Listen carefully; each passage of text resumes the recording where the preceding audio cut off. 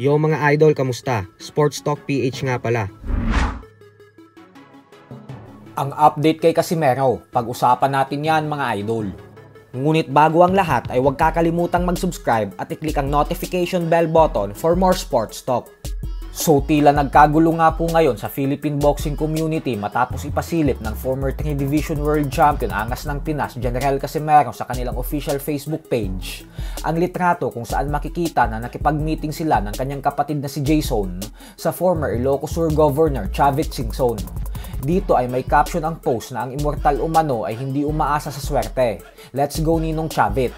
Kaya naman dahil po dyan ay umaasa ang mga Pinoy boxing fans na may malaking pasabog na ilalabas ang kampo ni Casimero kasama si Chavit Singson.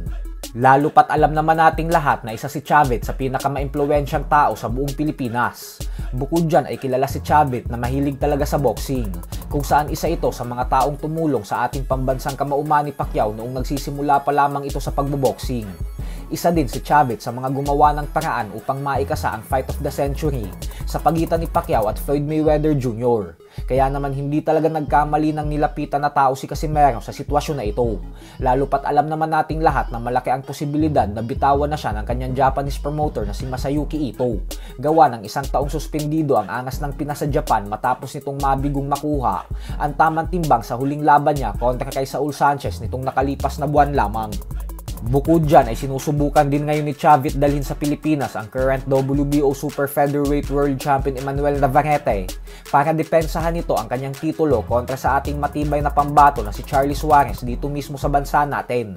Nitong nakalipas na buwan lamang ay ibinunyag mismo ni Chavit na sa katunayan umano ay may mga tao na siyang pinadala sa Amerika para personal na makipag-usap sa batikang top-rank promoter Bob Arum patungkol sa negosasyon para gawin ang world title fight sa pagitan ni Navarrete at Suarez sa Pilipinas.